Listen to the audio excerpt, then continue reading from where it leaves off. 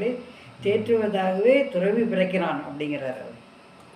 அதுக்காக தான் அவன் பிறக்கிறான வழிய உங்களுக்கு எல்லாம் ஒரு கடுமையான மனசோட போடா ஒன்றும் இல்லை அப்படிங்கிற மாதிரி சொல்கிற துறவி இல்லை.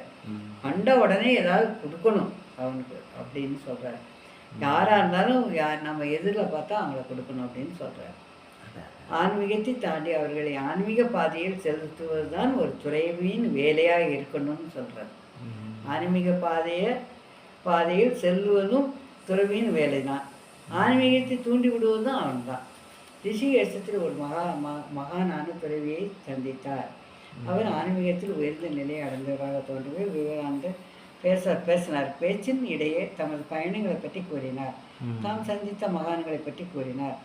அவர் ஒருவர் பவஹாரி பாபான்னு ஒருத்தர் இருக்கிறாரு, அவரை போய் பாருங்க அப்படிங்கிறார்.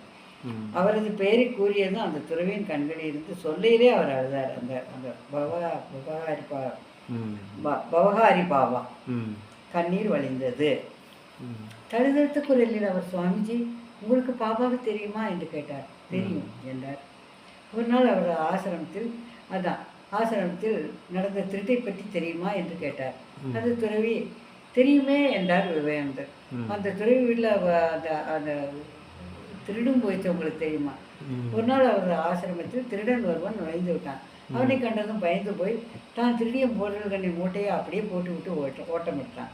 அவரும் அந்த மூட்டையை எடுத்துக்கொண்டு திருடன் தொடர்ந்தால் மூட்டையை வைத்து குவித்த கைகளுடன் கண்ணீருடன், அப்பா இது உனது சொத்தை நீ எடுத்த போது தலையிட்டதுக்கு என்னை மன்னித்து விடு, இவற்றை பெற்றுக்கொள் என்று கெஞ்சி கேட்டுக்கொண்டார். அந்த கதையை கூறிவிட்டு உண்மையிலே பாபா ஒரு அற்புத மனிதர் என்றார். அவர் சொல்றார். அந்த அந்த ரிஷி கதையை மௌனமாக கேட்டுக்கொண்டிருந்த துறவி கவிதை நிறைவுற்றதும் விவேகானந்தரை அமைதியாக பார்த்து, சுவாமிஜி அந்த கதையில் வரும் திருடன் தான் நான் தான், அது நான் தான் அந்த திருடன், நான் இப்போ துறவியாக இருக்கிறேன் அப்படிங்கிறது பவஹாரி பாபா. விவேகானந்தர் திகைத்து போனார். துறவி தொடர்ந்தார். அன்று பாபாவை சந்தித்து என் வாழ்க்கையில் ஒரு பெரிய திருப்பம். எனது வழிகள் தவறு என்பதை நான் புரிந்து கொண்டேன். நான் சில நேரம் ஆத்திரப்படுறேன், கோவப்படுறேன், இதெல்லாம் தவறுன்னு நினைக்கிறேன். செல்வங்களில் எல்லாம் பெரிய செல்வமாகிய இறைவனையே பெறுவதற்காக இந்த வழியை தேர்ந்தெடுத்தேன். அதற்கு பிறகு விவேகானந்தரிடம் ஒரு நாள் துறவியாக இருந்த அனுபவங்களை கூறினார். இரவு நீண்ட நேரம் இருவரும் பேசிக்கிட்டு இருந்தாங்க. விவேகானந்தர் ஒரு இனிய அனுபவம் ஆயிற்று. யாரையும் பாவி என்று இகழ்வதும் பாவிகளுக்குள் ஒரு மகான் இருக்கிறார் என்று நீங்கள் நிச்சயம் தெரிந்து கொள் என்று பின்னாளில் தனது சொற்பொழிவில் பேசுவார். இந்த துறவி அவரது மனத்தில் இருந்திருப்பார் என்பதில் அப்போ இந்த துறவி தான். அவனும் ஒரு காலத்தில் திருடனாக கூட இருந்திருக்கலாம் அப்படின்னு சொல்கிறார். இந்தியாவே அதன் மக்களை நேரடியாக இந்தியாவே அதன் மக்களை நேரடியாக நேசித்தார். இது கொஞ்சம் வேறு மாதிரி வரும். நாடு முழுவதும் தனித்தனியாக சுற்றுப்பயணம் செய்தார். 1890 அந்த 1890 மீரட்டுங்கிற இடத்துக்கு போனார். அங்கே சகோதர துறவியினர் சிலரை அவர் சந்திக்கிறது. ஃப்ரெண்ட்ஸுங்க எல்லாம் சுற்றுறாங்க. எல்லாம் படித்த பசங்க ஒரு 16-20 பசங்க சேர்ந்துட்டாங்க. அவர் இறந்த உடனே அவருடைய இதை சாப்பிட கொண்டு போய் ஒருத்தர் கொடுத்தாரு, ஒரு சின்ன வீடு. அந்த வீட்டில் வச்சுட்டு பாம்புங்கெல்லாம் இருக்குல்ல, இருந்தாலும் பயப்படாமல் கொண்டு வச்சுட்டு அவங்க வரல ஊர் சுற்றுறாங்க. பிச்சை எடுத்து தான் சாப்பிட்ணும் அப்படிங்கிறதும் நினைக்கிறாங்க. பசி இருந்தால் எல்லாத்தையும் கேட்டு தான் வாங்கி சாப்பிடணும். தனது சகோதர துறவியினர் சிலரை சந்திக்க நேர்ந்தது. அனைவருமாக சேட்ஜி என்பவரின் வீட்டில் தங்கினார்கள். சேட்ஜி வீட்டில் ஒரு நூல் நிலையம் இருந்தது, ஒரு லைப்ரரி. அங்கிருந்து விவேகானந்தருக்கு சகோதர துறவியரில் ஒருவனான அகண்டானந்தர் நூல்களை வாங்கி வருவது வழக்கம். அகண்டானந்தார் என்ற நூல்களை அவர் வாங்கி வருவாராம். ஒரு நாள் விவேகானந்தர் சன் ஜான் லுப்பக்கின் இலக்கிய தொகுதியை வாங்கி வர சொன்னார். அகண்டானந்தர் தினசரி ஒரு பகுதி கொண்டு வருவார். அதை படித்துவிட்டு மறுநாளே அது திருப்பி கொடுத்து விடுவார். அது உனக்கு தெரியுமானா உடனே சொல்லுவார். அவர் ஒரு பகுதியை ஒரே நாளில் படிப்பது என்பது சாத்தியமல்ல. விவேகானந்தர் படிக்கிறாரா, அது படிப்பது போல் நடிக்கிறாரான்னு நினைக்கிறாங்க என்றார். தம்மிடம் கேட்கலாம் என்று அவர் தெரிவித்தார். எது சொன்னால் நான் என்னை கேளுங்க, நான் பதில் சொல்கிறேன் அதுக்கு அப்படிம்பார். விவேகானந்தரை சோதித்தார். அனைவருக்கும் கேள்வி கேட்டவர்களுக்கு கரெக்டாக பதில் சொன்னார். விவேகானந்தர் கேட்டார். பின்னர் விவேகானந்தரை கேட்டார். அதற்கு அவர், எதையும் நான் ஒவ்வொரு வார்த்தையாக படிப்பதில்லை, ஒவ்வொரு வாக்கியமாக சில வேளைகளில் பத்தியாக படிப்பேன். எல்லாத்தையும் படிச்சுட்டு கடைசியில் ஒரே வார்த்தையோ இல்லை சொல்லிடுவார். எனக்கு அந்த மாதிரி தான் நாலேஜ் அப்படிங்கிறது. ஒரு பேஜில் இப்படி படித்தாருன்னா அதில் ஒரு ஃபஸ்ட்டு இதுவும் அதில் எல்லாமே அடங்கி போயிடுது அப்படிங்கிறது. கேத்திரி மன்னர் விவேகானந்தர் படிப்பு முறையை கண்டு வியந்தது உண்டு. அவர் புத்தகத்தை கையில் எடுத்து எல்லா பக்கங்களையும் ஒரு முறை புரட்டுவார், அவ்வளவுதான். புத்தகத்தை படித்து முடிப்பார் என்பது எப்படி சாத்தியம் என்று மன்னர் கேட்டபோது விவேகானந்தர் விளக்கினார். ஒரு குழந்தை படிக்க ஆரம்பிக்கும் போது முதலில் எழுத்துக்களை ஒவ்வொன்றாக படிக்கிறது. ஒவ்வொரு எழுத்தையும் ஓரிரு முறை உச்சரித்து கடைசியாக வார்த்தை படிக்கிறது. சற்று பயிற்சி ஏற்பட்ட பிறகு ஒவ்வொரு எழுத்தாக படிக்காமல் வார்த்தை முழுவதையும் படிக்கிறது. இன்னும் பயிற்சி இருந்தால் வாக்கியமாக படிக்கலாம். இப்படியே மன ஒருமைப்பாடு அதிகரிக்கும் போது கண்ணிமைக்கு நேரத்துக்குள்ள படிச்சிடலாம் அப்படிங்கிறது. படித்து விடலாம். இதைத்தான் நான் செய்கிறேன். பிரம்மச்சரியம். அப்போ பிரம்மச்சரியத்தை கொஞ்சம் கடைப்பிடிக்கிறேன். நன்றாக பயிற்சி, அதான் எக்ஸசைஸ், அது மன ஒருமைப்பாடு. என் மனசை ஒரே பக்கமாக வச்சுருக்கிறேன். 3 விஷயங்கள் இதற்கு தேவை. இந்த 3 வலுவாமல் பின்பற்றப்பட்டால் வேண்டுமானால் யாரும் இந்த திறமையை பெறலாம்னு சொல்லிட்டார். இந்த திறமையை கண்டு அவரது இல்லற சீடரான ஹரிபாதர் திகைத்ததுண்டு. ஒரு நாள் விவேகானந்தர் ஆங்கில நகைச்சுவை ஒன்றை பிக்விக் பேப்பர்ஸ் என்கிற அந்நூலிலிருந்து நீண்ட பகுதிகளை அப்படியே மேற்கோள் காட்டி சொல்ல முடியுமா? ஹரிபாதருக்கு இது மிகுந்த ஆச்சரியத்தை தந்தது. ஹரிபாதர்கள் விவேகானந்தர் கூறியதோ அவரை மேலும் ஆழ்த்தியது. சிறு வயது முறை 5-6 மாதங்களுக்கு முன்பு ஒரு முறை என்று 2 முறை மட்டுமே தாம் அந்த நூலை வைத்து வாசிப்பதாக கூறினார். 2 முறை வாசிப்பதால் இவ்வளவு பகுதிகள் மனப்பாடம் ஆகுமா என்று கேட்டபோது விவேகானந்தர் பதில் அதுக்கு சொல்றார். உடம்பில் செய்யப்படும் சக்திகளை கட்டுப்படுத்துவதால் மன ஆற்றல் வளர்கிறது. முதல்ல மனம். எனவே உடம்பில் செயல்படுகிற பௌதீக சக்திகளை கட்டுப்படுத்து, சேமித்து அவற்றை மன ஆற்றலாக கொண்டு மாற்ற வேண்டும். எதையும் சிந்திக்காமல் அர்த்தமற்ற இன்ப நாட்டங்களில் உடம்பின் சக்தியை செலவிடுவது அது சில நேரம் அபாயகரமானது. மனதில் கிரகிக்கும் ஆற்றல்களை இழக்க செய்கிறது. இதை சேமித்தால் இத்தகைய படிப்பு ஒன்றும் பெரிய விஷயமே கிடையாது அப்படின்ட்டு வேலூர் மடத்தில் விவேகானந்தர் நோயிட்டு பொழுது இந்த நாட்களில் ஆங்கில கலட்சியத்தில் ஏதோ ஒன்று படித்தார். என்சைக்ளோபீடியா பிரிட்டானியா பிரிட்டன்னியா அப்படிங்கிறது ஒரு இது பதிப்பு படிக்க ஆரம்பித்தது. ஒரு நாள் அந்த பெரிய தொகுதிகளை கண்ட அவரது சீடரான சரத் சந்திரன் விவேகானந்தர், அப்பப்பா இத்தனை பகுதியிலையும் படிக்க ஒரு ஆயுட்காலமே போதாது, உயிரோடு இருக்கிற சாகர வரைக்கும் படிக்கணுமே, எப்படி படித்தேன் அப்படிங்கிறது. விவேகானந்தர் இதற்கு முன் 10 பகுதிகளை படித்து விட்டு 14ஆம் பகுதியில் படிக்கிறார் என்பதற்கு சரத்திற்கு தெரியாது. நான் இப்போ தானே ஒன்றே படித்தேன், அதே இவ்வளோ நாள் போயிட்டு இருக்குது அப்படிங்கிறார். அவரது விழிப்பை கண்ட விவேகானந்தர் என்ன சொல்கிறாரு, இந்த 10 பகுதிகளில் இருந்து நீ என்ன வேண்டுமான கேளு, நான் சொல்கிறேன் என்றார். சீடர் விடவில்லை. ஒவ்வொரு பகுதியிலிருந்து ஒன்று கேட்டார். விவேகானந்தர் உடனுக்குடன் பதில் கூடியதுமல்ல, பெரும்பாலான இடங்களில் அந்த நூலில் அதே வாக்கியங்களை அப்படியே கூறினார். நம்ம எப்படி இப்போ இடத்துல பிரிண்ட் ஆகுதோ அப்படி.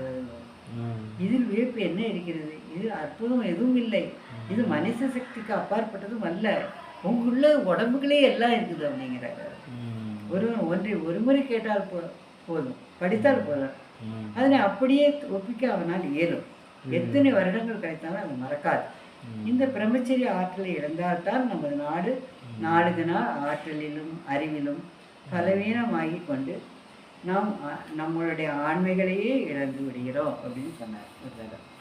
அப்புறம் அங்கே விவேகானந்தருக்கு அதான் விவேகானந்தர் உணவு பற்றிய விஷயத்தை பொருட்படுத்தாமல் வக்கீலுடன் அவரது மாளிகைக்கு சென்றார். சாப்பாடை பற்றி எனக்கு அதுதான் சாப்பிடுவேன்னு சொல்லாமல் அவங்க கூட நான் வந்தது, ஆனால் நான் ஒரு முஸ்லீம், உங்கள் உணவிற்கு தனி ஏற்பாடு செய்திருக்கிறேன் என்றார். அவர் ஒரு முஸ்லீம் ஃப்ரெண்டு. அதுக்கு அவர் சொன்னார், எதையும் பொருட்படுத்தாத நான் அவர் வீட்டுக்கு வக்கீல், அவர் லாயர் போனார். அங்கே விவேகானந்தருக்கு பலர் அறிமுகமாயினர். அவர்களில் ஒருவர் முன்ஷி ஜெக்மோகன். இவர் கேத்ரி மன்னரின் தனிச் செயலாளர். ஜெகன்மோகன் வந்தபோது விவேகானந்தர் கௌபீனம் காட்டியவராக தூங்கிக் கொண்டிருந்தார். கௌபீனம்னா காவி துணி கட்டிட்டு தூங்கினார். கௌபீனம் அவரை கண்ட ஜெகன்மோகன், இது 10ஓடு 1 11ஆவது துறவி, திருட்டு கூட்டம், ஏமாற்று கும்பலை போன்றதை சேர்ந்த இன்னொருவர் என்று தமக்குள்ளே அவர் எண்ணிட்டார். விவேகானந்தர் கண் விழித்தார். உடனே ஜெகமோகன் அவரிடம், சுவாமிகளே, நீங்கள் இவர் இந்து துறவி, ஒரு முஸ்லீமுடன் தங்கியிருக்கிறீர்கள், அது எப்படி? உங்கள் உணவு எல்லாம் அவரே தொட நேருமே என்றார். இந்த கேள்வி விவேகானந்தரிடம் ஒரு விதமான ஆவேசத்தை எழுப்பியது. பெரும் நெருப்பிலிருந்து சுடர்கள் திரித்து கிளம்புவது போல் பேசினார். என்ன சொல்கிறீர்கள்? நான் ஒரு துறவி. உங்கள் சமுதாய கட்டுப்பாடுகள் அனைத்தையும் கடந்தவன். எனக்கு எதுவுமே வேண்டான்னு நான் வந்துட்டேன். அப்படி இருக்கையில் எனக்கு என்ன இருக்குது? எல்லாரும் ஒன்று தானே. நான் ஒரு தோட்டியும் கூட அப்படின்னு அவர் சொல்கிறார். உணவு உட்கொள்ளலாம், நான் கடந்தவன் நான் ஒரு தோட்டியும் கூட உணவு கொள்ளலாம் அப்படிங்கிறார் அவர். எனக்கு கடவுளிடம் பயம் இல்லை, ஏனெனில் அவர் அதை அனுமதிக்கிறார். நீ சாப்பிடுன்னு சொல்கிறார், அதைத்தான் சொல்கிறார். அவையும் அதை அவையினா அந்த கூட்டமாக அதை அனுமதிக்குது. ஆனால் நான் உங்களுக்கு, இந்த மக்களுக்கு, இந்த சமுதாயத்திற்கு பயப்படுகிறேன். உங்களுக்கு கடவுளை பற்றியோ சாஸ்திரங்களை பற்றியோ எதுவும் தெரியாது. நான் எங்கும் கடவுளை காண்கிறேன். மிக சாதாரண பிராணிகளிடம் கூட அவரே நிறைந்திருப்பதை காண்கிறேன். சிவா ஜெகமோகன் அதிர்ந்து போனார். அவருக்கு விவேகானந்தரிடம் பெரிய மதிப்பு. கேத்திரி மன்னர் அனைத்தையும் கடந்தவன் நான் அப்படின்னு சொல்றார். நான் ஒரு தோட்டியிடம் கூட உணவு கொள்ளலாம், எனக்கு கடவுளிடம் பயம் இல்லை, ஏனெனில் அதை அவர் அனுமதிக்கிறார் அப்படிங்கிறார். ஆனால் நான் உங்களுக்கு, இந்த மக்களுக்கும், இந்த சமுதாயத்துக்கும் பயப்படுகிறேன். உங்களுக்கு கடவுளை பற்றியோ சாஸ்திரங்களை பற்றியோ எதுவுமே தெரியாது. நான் எங்கும் கடவுளை காண்கிறேன். எல்லாம் ஜகான் தேக்கோ தூ நசர் ஆயான்னு சொல்கிறார். எங்கே பார்த்தாலும் நீ தான் தெரியல அப்படிங்கிற மாதிரி நான் இருக்கிறேன் அப்படி. சிவா ஜெகமோகன் அதிர்ந்து போனார். விவேகானந்தரிடம் இந்த பெரிய மதிப்பு ஏற்படுது. உடனே அவர் பேரில் கேத்திரி மன்னர் இத்தகைய துறவியை பார்த்தால் நல்லா இருக்கும், அவர்கிட்ட அழைச்சிட்டு போகலாமான்னு நினைக்கிறார் அந்த கேத்திரி மன்னர். விவேகானந்தரை அரண்மனைக்கு அழைத்தார். 2 நாட்கள் கழித்து வர்றேன் அப்படின்னு சொன்னார். ஒரு நாள் கேத்திரி மன்னரின் அரச சபையில் நடனமாடு. இந்த கேத்திரி இருக்கிற வீட்டிலேயே ஒருத்தர் டான்ஸ் ஆடிக்கிட்டு இருந்தான். அப்போ தான் நம்ம அந்த கதையை சொல்கிறோமே, அந்த கதையை இதுக்குள்ளே வருது. ஏன்னா சங்கீத நிகழ்ச்சி நடந்தது, அது கலந்து கொள்ளுமாறு விவேகானந்தரை அழைத்தார்கள். மன்னர் அதற்கு, நான் ஒரு துறவி, இத்தகைய நிகழ்ச்சிகள் நான் கலந்து கொள்ள மாட்டேன்னுட்டார். அப்புறம் பார்த்தா அவன் தான் சொல்கிறாள், அவன் கூறிவிட்டார். இந்த செய்தி எப்படியோ அந்த நடன மாதிரிக்கு காதில் பட்டுருச்சு. அவர் மகான் என்று கேத்திரி முழுவதும் புறப்படப்படைந்த விவேகானந்தர் நமது சங்கீத நிகழ்ச்சிக்கு வர மறுத்ததை கேள்விப்பட்ட அந்த பெண் மிகுந்த வேதனைக்குள்ளானார். எல்லாத்தையும் ஒரே மாதிரி பார்க்குறவர்னு நினைக்கிறவர் இதை மட்டும் என் கேள்விப்படல. அவர் உடனே செய்வதற்கு எதுவும் இல்லை. இருப்பினும் தனது மன வேதனையை விவேகானந்தருக்கு எப்படியாவது தெரிவிக்க வேண்டும் என்று பாடினார். அந்த சங்கீதம் நிகழத் தொடங்கியது. அவள் பாடியது இந்த பாட்டு தான், சூர்தாஸோட பாட்டு. பிரபு எந்தன் குறைகளை மனதில் கொள்ளாதே, சமபாவனை என்பது பண்பல்லவோ நீ திருவுளம் கொண்டால் என்னை கரை சேர்ப்பாய். நீ நினைச்சதை என்னை கரை சேர்க்கலாமே. வழிபடு சிலையா எழுந்தவர்களும் கத்தியா, ஒருத்தனுக்கு சிலையா வடிக்கலாம், ஒருத்தன் கத்தியா வடிக்கலாம். ஆனால் ஒரே இரும்பு தானே எல்லாம் என்பது நீ நினைக்கணும். பரிசமணியால் தொட்டாலுமே 2ம் ஒன்றா ஆயிடும். பரிசமணியின் மனத்தில் வேற்றுமை உணர்வு தகுமா? இது அழகா உங்களுக்குன்னு கேட்டான். உடனே அவர் அப்படியே அருகிலுள்ள அறையில் விவேகானந்தர் தங்கியிருந்தார். இந்த பாடலின் ஆழ்ந்த கருத்து அவர் சிந்தனையில் ஆழ்ந்தது. பக்கத்தில் தான் உட்காந்து, அடுத்த ரூமில் உட்காந்துருக்கிறார். உடனே திறந்து போனார். இதுதான் என் துறவு நிலையா என்று. நான் ஒரு துறவி, வேற்றுமை காணும் மனம் என்னிடம் இருப்பது தகுமா? ஒரு நடனமாது என்பதற்கான பெண்ணை பார்க்காது இருப்பது சரியாகுமா? எங்கு இருப்பது இறைவனே என்றால் அந்த அனுமதி எனக்கு எங்கு சில நேரம் எப்படி உண்மை இல்லாமல் பொய்யா தோணிச்சுது அப்படின்னு நினைக்கிறேன். நான் யாரையும் ஒதுக்கக்கூடாது. இத்தகைய முடிவுக்கு வந்த விவேகானந்தர் உடனடியாக சென்று சங்கீதத்தில் கலந்துட்டார். ஒரு ஊரில் மக்கள் விவேகானந்தர்கள் கூட்டமாக வந்தார்கள். ஒரு ஊரில் எங்கேயோ ஒரு ஊருக்கு போன இடத்துல கூட்டமாக வந்தாங்க. அவர்களிடம் தொடர்ந்து பேசிக்கொண்டே இருந்தார்கள். விவேகானந்தரின் வார்த்தைகளிலே அந்த நிகழ்ச்சியை பற்றி கேட்போம். நம்புவதற்கே கடினமாகத்தான் இருக்கும். ஆனால் 3 நாட்கள் இரவும் பகலும் தூக்கமே இல்லாமல் அவர் பேசிக்கிட்டே இருக்காரு. எல்லோரும் கேட்டுக்கிட்டே இருக்காரு. எல்லாம் போய் தின்னுட்டு வந்து கேட்டுக்கிட்டு இருக்காரு. இவராக பேசவே இல்லை, முடியலை இவரால். 3 நாள் பசி பட்டினி மாதிரி தான். எப்படி யாரும் அதை பற்றி கவலைப்படவே இல்லை. அவங்க போகிறாங்க, சாப்பிட்றாங்க, மறுபடியும் வந்து உட்காந்துக்கிறாங்க. வந்துகொண்டே நானும் பேசிக்கொண்டே இருந்தேன். 3ஆம் நாள் இரவு வந்தது. அநேகமாக எல்லோரும் போய்விட்டார்கள். அப்போது தாழ்ந்த ஜாதியை பார்த்தவர் சிறுவன், அவன் தான் சொல்கிறான். ஒருவன் என்னிடம் வந்தான். சுவாமிகளே, 3 நாட்களாக உணவோ உறக்கமோ இல்லாமல் நீங்கள் பேசுவதை நான் பார்க்கிறேன். என் மனம் வேதனையில் துடிக்கிறது. பசி களைப்பு உங்களுக்கு இருக்கத்தானே செய்யும். ஒரு டம்ளர் தண்ணீர் கூட நீங்கள் குடிக்கவில்லையே என்று கேட்டான். அந்த அவனது அன்பு என்னை நெகிழச் செய்தது. சாப்பிட ஏதாவது நீ தருவாயா என்று அவனிடவே கேட்டேன். தர வேண்டும் என்று தான் நினைக்கிறேன். ஆனால் என்ன செய்வேன்? நான் தாழ்ந்த ஜாதியைச் சேர்ந்தவன், செக்கிலியன். நான் சப்பாத்தி செய்து உங்களுக்கு தர முடியாது. மாவும் பற்ற பொருட்களும் கொண்டு வருகிறேன், நீங்கள் சாப்பிடுங்கள் செய்து. அதற்கு இப்போ நான் பரவாயில்லையே, நீயே செய்து கொண்டு வா, நான் சாப்பிடுகிறேன் என்றான். அவன் நடுங்கி போனான். செக்கிலியே நான் அந்த ஒரு துறவிக்கு உணவளித்து தெரிந்தால் தண்டிக்கப்படுவான். அந்த காலத்துலலாம் நான் அடித்து கொண்டே போட்டுருவாங்க.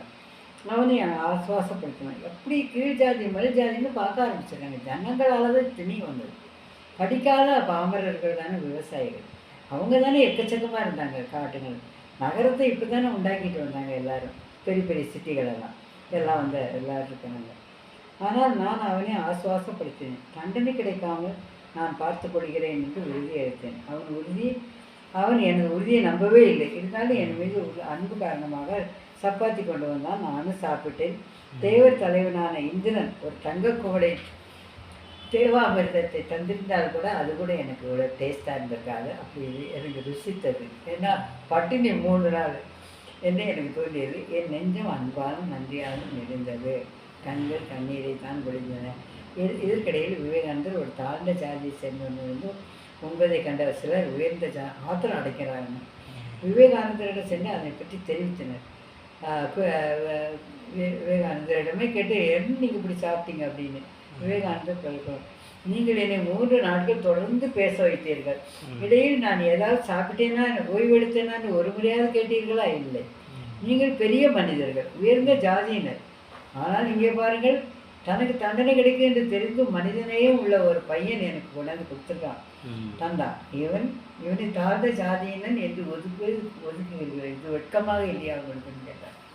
விவேகானந்தர் இந்தியாவை சுற்றி வந்து நாட்களில் பிச்சை எடுத்து கிடைக்கின்ற உணவையே தான் சொல்லுவாங்க. அதனால தான் ஒரு நோய் நொடி எல்லாம் வந்துருச்சுப்பா. ஏழைகளுக்கு என்னால் என்ன முடியுதோ அது நான் கைவிடவே மாட்டேன்னு சொன்னேன். ஏழைகளுக்கு உதவாத நான் என்ன இருந்து என்ன பயன்? அவர்கள் ஒருபடி அரிசி மீதம் பிடிக்க முடியுமானால் சொந்த குழந்தைகளுக்கே அது ஒரு நாள் உணவாகுமே. அதெல்லாம் போகட்டும். இந்த உடலை காப்பாற்றி என்ன ஆக வேண்டும்?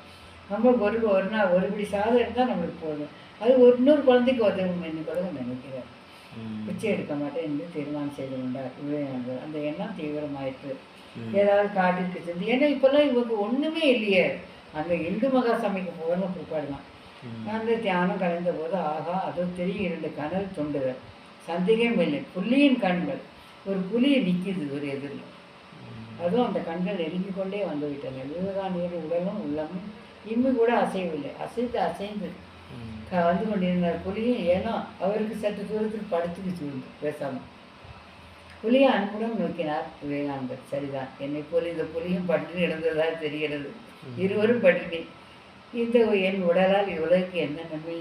ஒன்றும் கிடையாது. அமைதியாக அசைவின்றி தம்மை மரத்தின் ஒன்றாக மரத்தின் மீது சாய்ச்சிக்கிட்டு நீ என்ன வேணாலும் என்னை பண்ணிக்கோ அப்படின்ட்டார். இப்போது புலி மீது என் மீது பாயப்போகிறது என்று கண்ணை மூடிக்கிட்டு உட்காந்துருந்தார். ஒரு நிமிடம் சற்று நேரம் இருந்து புலியவே காணும் போயிடுச்சு. இங்கே எழுந்து போயிடுச்சு புலி. ஆஹா, பரம்பொருள் நம்ம எப்படியெல்லாம் காத்து வருகிறார், கடவுள் எப்படியெல்லாம் நம்ம பார்க்குறார். அங்கே இரவு அங்கேயே ஆத்ம சிந்தனையில் கழித்தார். பொழுது விடிந்தது. முந்தின நாளின் களைப்பு சிரமம் எதுவுமே அவருக்கு இல்லை. உணவும் மனமும் தெம்பா இருக்கு.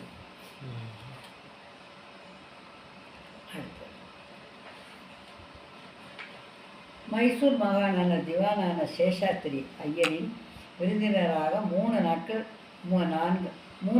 வாரங்கள் இருந்தார் அவர் வீட்டில். யார்? மைசூர் மாகாணம். மைசூர் மாகாணங்கிறது மைசூர் ஊர் தான். திவானா இருந்த சேஷாஸ்திரிங்கிற ஒரு வீட்டில் இருந்தார். மைசூர் அரச சபையில் முக்கிய பிரமுகர்கள் அவரால் சந்திக்க முடிந்தது. எல்லாரையும் அந்த அரச சபைக்கு போகிறவங்களெல்லாம் இவரே பார்க்க முடிஞ்சது. யார்? சேஷாஸ்திரி ஐயர் வீட்டில் பார்க்க. மதம் என்பது எல்லை கடந்தது. அனைவரும் விவேகானந்தரை நேசித்தனர். மைசூரில் மாநில கவிஞர் ஒருவர் அப்துல் ரஹ்மான் விவேகானந்தருக்கு குரானிலும் நல்ல தேர்ச்சி இருந்தது கண்டு வியந்தார். அவருக்கு குரான் உபதேசங்களில் இருந்த சில சந்தேகங்களை விவேகானந்தர் தீர்த்து வைத்தார். விவேகானந்தரின் ஆழ்ந்த அறிவையும் உன்னதமான லட்சியங்களையும் கண்ட திவான் அவரை மைசூர் மன்னரான சாம ராஜேந்திர உடையாருக்கு அறிமுகம் பண்ணி வைத்தார். அதன் பிறகு விவேகானந்தர் மைசூர் மன்னரின் விருந்தினராக அரண்மனையிலேயே தங்கினார். விவேகானந்தருடன் இயன்ற அளவு நேரத்தை செலவிட்டார் மன்னர். ஒரு நாள் அரசு சபை பிரமுகர்கள் பலரது முன்னிலையில் மன்னருக்கு விவேகானந்தரும் பேசிக்கொண்டிருந்தாங்க. அப்போ மன்னர் கேட்குறாரு, சுவாமிஜி, எனது அரச சபையினரை பற்றி நீங்கள் என்ன நினைக்கிறீர்கள் அப்படின்னு கேட்குறாரு. விவேகானந்தர், மன்னா, நீங்கள் பரந்த இதயம் படைத்தவர். ஆனால் துரதிர்ஷ்டவசமாக உங்களை சூழ்ந்துள்ளவர்கள் மற்ற அவையினரை போன்றவர்கள் தான் போன்றவர்கள். ஆனால் அதாவது அவர்களை பற்றி பெரிதாக சொல்வதற்கு ஒன்றுமே இல்லை அப்படின்றார் மன்னர். அப்படி இல்லை சுவாமிஜி, எனது திவானையாவது நீங்கள் ஏற்றுக்கொண்டு தானே ஆக வேண்டும். அவர் அறிவு கூர்மை படைத்தவர் என்றார். ஆனால் அப்புறம் விவேகானந்தர் சொல்வார், ஆனால் மகாராஜா, திவான் என்றாலே மன்னனை வஞ்சித்து ஆங்கிலேயனுக்கு பொருள் சேர்ப்பவர்கள் தானே திவான். மன்னனை வஞ்சித்து ஆங்கிலேயர்களுக்கு பொருள் சேர்த்து கொண்டு கொடுக்கறது தானே திவான் அவங்க பேர். இதன் பிறகு இந்த உரையாடலை நீட்டிக்கு கொண்டு போக விரும்பாத மன்னர் வேறு விஷயம் பற்றி பேச தொடங்கினார். என் அன்புக்குரிய சுவாமிஜி, வெளிப்படையாக பேசுவது சில வேளைகளில் பிரச்சனை ஆகிவிடுமே. அவர்களை பற்றி இப்படி பேசினால் அவர்கள் யாராவது உங்களை விஷம் வைத்து கொண்டு விடுவார்களே அப்படின்னு கேட்டார். செய்யட்டுமே அப்படி சொல்கிறார்.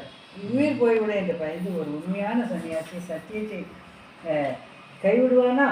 ஒருவேளை அவன் மகன், உங்கள் மகனே நாளை என்னிடம் வந்து என் அப்பாவை பற்றி என்ன நினைக்கிறீர்கள் என்று கேட்பதாக வைத்துக்கொள்வோம்.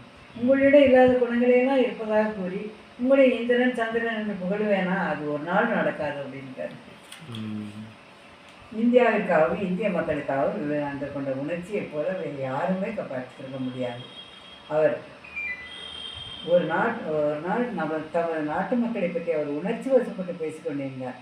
அப்பொழுது சுவாமிஜி கூறியவை அனைத்தும் என் மனத்தில் உள்ளன. அவர் நின்ற தோற்றம், வார்த்தைகள் வந்த வேகம், அந்த வார்த்தைகள் இழையோடிய ஒரு சோகம் அனைத்தும் என் கண்களில் நிழல் ஆடுகின்றன.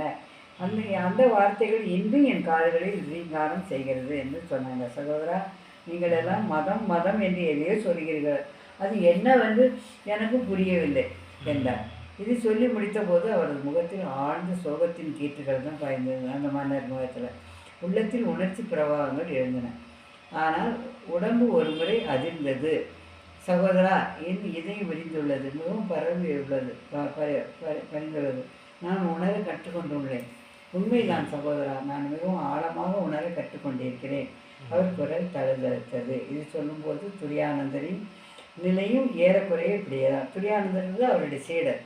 அவரும் அந்த இடத்துல இருக்கிறார். அந்த இடத்துல மூடிய இமை இடுக்குகளின் வழியே கண்ணீர் வழிந்தது. அவர் விட்ட ஆழ்ந்த பெருமூச்சு இங்கு நிலையை அமைதியை கலைத்தது. சுவாமிஜி இவ்வாறு கூறிய போது என் மனத்தில் என்ன ஓடியது தெரியுமா?